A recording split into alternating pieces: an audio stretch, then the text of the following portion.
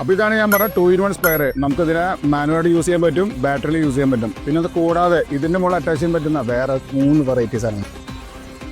ഇതാണ് നമ്മുടെ 2-in-1 sprayer. ഇതിൻ്റെ ഏറ്റവും വലിയ പ്രത്യേകത എന്താ അറിയോ, നമുക്കിതിനെ ഹാൻഡ് ഓപ്പറേറ്ററായിട്ട് യൂസ് ചെയ്യാൻ പറ്റും, അതുപോലെ തന്നെ ബാറ്ററിയിലും വർക്ക് ചെയ്യാൻ പറ്റും. നമുക്ക് കാര്യം ഈ ബാറ്ററി ചാർജ് മുഴുവൻ തീർന്നു, കുറച്ചും കൂടി അടിക്കാൻ ബാക്കിയുണ്ട് എങ്കിൽ നമ്മൾ ജസ്റ്റ് ഇതിനെ റിമൂവ് ചെയ്യുക, നേരെ മുകളിൽ കണക്ട് ചെയ്യുക. നമ്മുടെ നോർമൽ മാനുവൽ സ്പ്രെയർ പോലെ ഈ ഹാൻഡിൽ ഉപയോഗിച്ചിട്ട് നമുക്കിതിനെ യൂസ് ചെയ്യാൻ പറ്റും. ഇത് വളരെ ഹൈലൈറ്റ് ആയിട്ട് കാര്യമുണ്ട്, വളരെ കുറച്ച് മരുന്നുകൊണ്ട് കൂടുതൽ ഏരിയ ഇതുകൊണ്ട് കവർ ചെയ്യാൻ പറ്റും. നെൽകർഷകർക്ക് ഏറ്റവും കൂടുതൽ പ്രശ്നം എന്താ അറിയോ, ചാഴി. ആ ചാഴിനെ തുരത്താനുള്ള പുതിയൊരു ഉപകരണമായിട്ടും നമ്മളൊന്ന് വന്നിരിക്കുന്നത് ഓട്ടോമേഷൻ എയർ ബ്ലോവർ. നമ്മൾ സാധാരണ ബാറ്ററി സ്പ്രെയർ ഉണ്ടല്ലോ, ഇതിൻ്റെ മുകളിൽ നമ്മൾ ഇതിൻ്റെ കോഡ് വയർ കണക്ട് ചെയ്യുന്നു, ഇതിൻ്റെ ഹോസ് കണക്ട് ചെയ്യുന്നു, സിമ്പിളായിട്ട് നമുക്ക് ഉപയോഗിക്കുന്നു. ഇതാണ് ഞാൻ പറഞ്ഞ രണ്ടാമത്തെ അറ്റാച്ച്മെന്റ്. DC പവറിൽ കട്ട് ചെയ്യാൻ പറ്റുന്ന ചെറിയൊരു പുല്ലുവെട്ട് മെഷീൻ. നമുക്ക് പരമ്പത്തുള്ള പുല്ലൊക്കെ അല്ലേ, വളരെ ഈസിലി കട്ട് ചെയ്യാൻ പറ്റുന്ന വളരെ കോമ്പാക്ട് ആയിട്ടുള്ള ചെറിയൊരു പുല്ലുവെട്ട് മെഷീൻ. അപ്പോൾ ഇതാണ് നമ്മൾ 2-in-1 പറഞ്ഞ ലാസ്റ്റ് അറ്റാച്ച്മെന്റ്, ടെലിസ്കോപ്പിക് ലാൻസ്. നമുക്ക് താഴെ നിന്നുകൊണ്ട് തന്നെ ഉയരങ്ങളിലേക്ക് വെള്ളം സ്പ്രേ ചെയ്യാൻ പറ്റും. ചേട്ടാ എവിടുന്ന് കിട്ടാന്ന് പറഞ്ഞിട്ട് പോ.